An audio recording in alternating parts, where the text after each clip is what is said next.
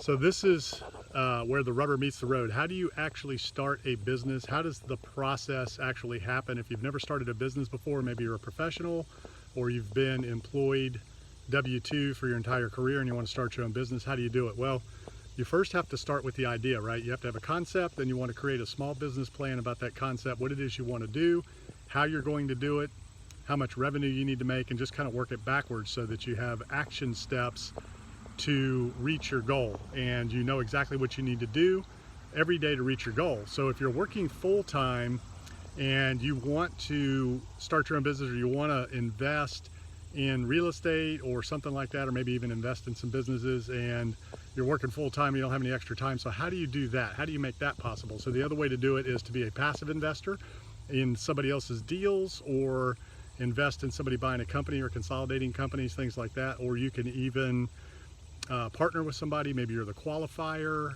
you're the loan guarantor, you bring the down payment or the equity. So there's a number of ways to get involved where you can continue to work your full-time job, which, depending on your salary level, you know, I always talk about building businesses, creating income to invest in other assets that pay you.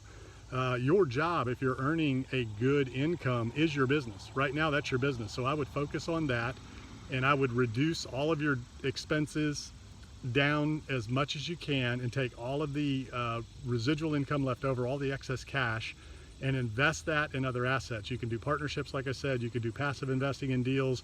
Generally, most deals are going to get you 15 to 20% IRR, or you can partner. You can use your credit. You can use your relationships with the banking industry, your profession, to be the qualifier on deals, and you can get into some really nice deals that way. Where you can continue to work your job, continue to invest all your excess cash into other deals. If you want to start a business on the side, maybe you have a skill, if you're a professional, or you're doing something, you've got a skill that's valuable to others. If you have something that you do, something that you know that is of value to somebody else, you can always teach that. There are all kinds of online programs that you can use now to teach courses, teach classes, to help other people, whether it's building Excel spreadsheets, and you could sub yourself out. There's a lot of investors out there that don't know how to build Excel spreadsheets, that need financial models, that are always looking for custom models for different deal scenarios. So you could do those types of things. You could teach classes. You could you know, leverage your intellectual capital and your knowledge to help others. And there's all kinds of knowledge-based platforms out there for you to record classes, record courses, and sell them online. And that's a real thing. I mean, there's people making real money doing that. That's something that I'll be doing soon. I've had a lot of people ask me for books and courses on different things, so I'm creating some as we film this right now to offer to people, to help them learn about real estate, buying companies, investing in business, starting a business. So anyways, it just starts with an idea, right? So first you have to have an idea, a skill set, something that is of value, a business plan. You want to set that plan down in writing. Keep it simple, just a one-page simple business plan of what you want to do, the things that you need to do to get there. So you got to set up a corporation, LLC or a corporation, talk to your attorney or your accountant, find out what's the best structure for you, get that set up, open up a bank account. You know, so you set up your, let's say it's an LLC, you set up the LLC, you get your EIN, which is your employer identification number. It's like a social security number for the business.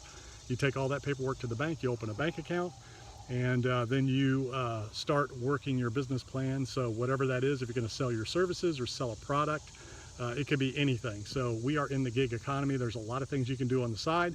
And if you have zero extra time and you have a good income, then you want to, like I said, be a passive investor or a partner in somebody else's deal. That's a great way to get going and get started. There's a number of ways you can structure that, a number of ways you can participate in those things, so you can continue to do what you do and invest in other assets that will pay you.